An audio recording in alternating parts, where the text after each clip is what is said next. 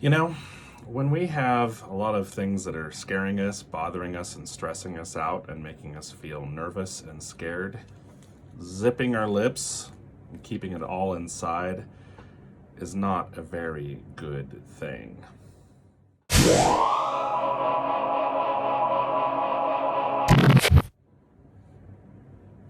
Good morning, everyone. This is Dr. Brett Pearce, child psychologist, and I'm here to talk with you today about anxiety and fear with kids. So I've got one of my many friends here today to help me talk about this, but we'll bring him back here in a little bit. So, interestingly enough, anxiety, fear, is one of the most common sort of problems that we'll see with kids. Unsurprisingly, I guess, because it is a common thing for us adults to deal with too, is having problems with being overly fearful, nervous. I call it being stress sensitive, where mild to moderate stressors tend to be, we tend to react to them in really big ways, and kids are no different.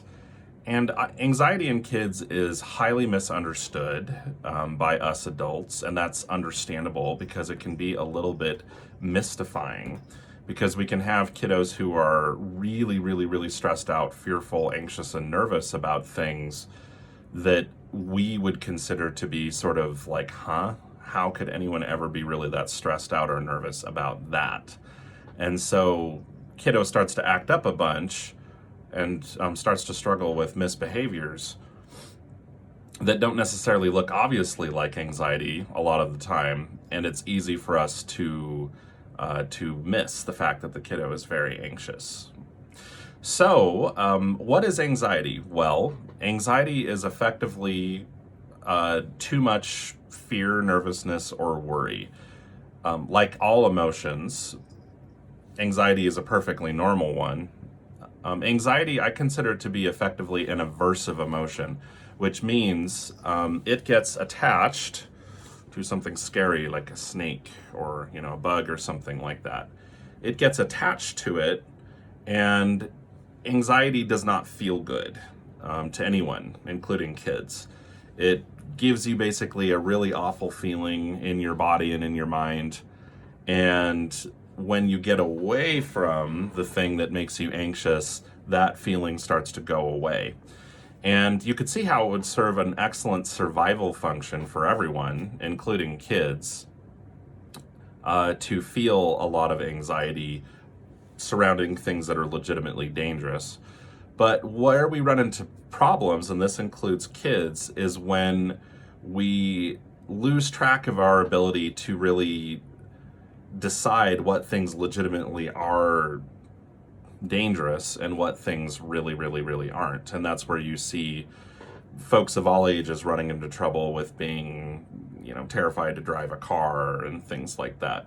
Nothing wrong with that per se, but I guess driving a car is a normal thing we all have to do, and it carries with it a level of risk and danger, but you really can't escape, some level of risk and danger in life.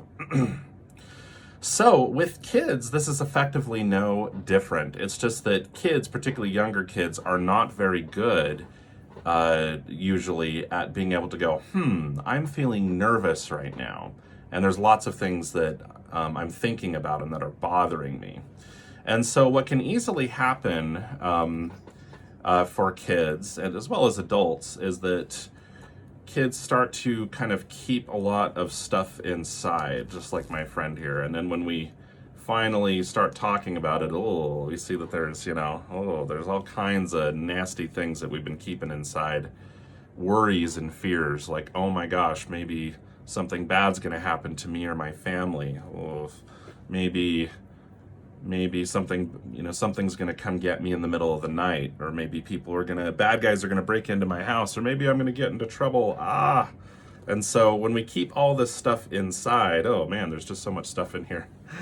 It just stays inside of us, and it just kind of swims around inside of us, and we find ourselves thinking about it and going over and over in it, and our bodies don't feel right.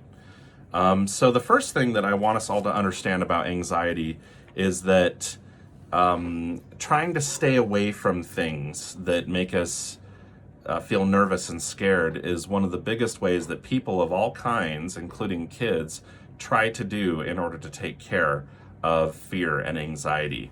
And it's when it comes to talking and getting help, it's basically this right here. Zip.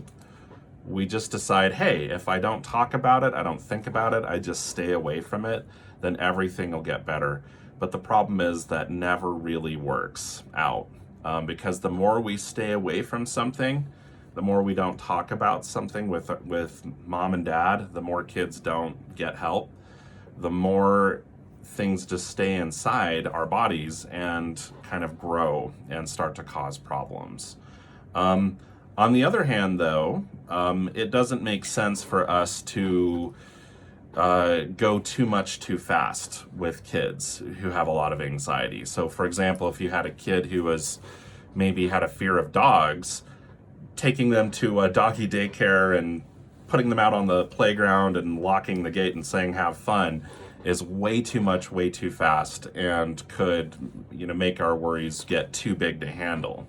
So that's the idea. Is the two big ideas with anxiety in terms of how to help kids with it are, number one, we adults usually have to be the ones to try to help them understand that they're experiencing anxiety, because kids very often express anxiety with a lot of misbehaviors. Why is that? Well, anxiety gets your fight or flight response, your adrenaline system going, fight or flight, right? Kids, even adults who have a lot of anxiety can be irritable, can have their feelings get really big really fast over things that don't seem like they should be that big of a deal. And so it's easy for us adults to interpret those things as being just sort of misbehaviors. And it's not as though that anxious kids should be allowed to do whatever they want to do. It just means that we want to make sure that we're looking out for anxiety, because it can be a very common problem. The second thing, that we need to think about there is that the usual strategy, it's almost instinctive, is what's called avoidance for dealing with anxiety, meaning we just stay away from it. And when you're talking about a rattlesnake, that makes a lot of sense. When you're talking about, maybe a fear of house cats or dogs, or fear of being away from mom and dad to go to school, that doesn't work out so much. We really need to think about deciding that the fear doesn't get to make the decision, and we need to help kids think about that. So there's always a push-pull with helping kids with anxiety between making it so the anxiety, we can get it down some so it's not so overwhelming, but then also enough kind of pushing that we're challenging the kid to start mastering and tolerating anxiety. And that's very similar to how we adults need to deal with anxiety too, if we have some problems with it.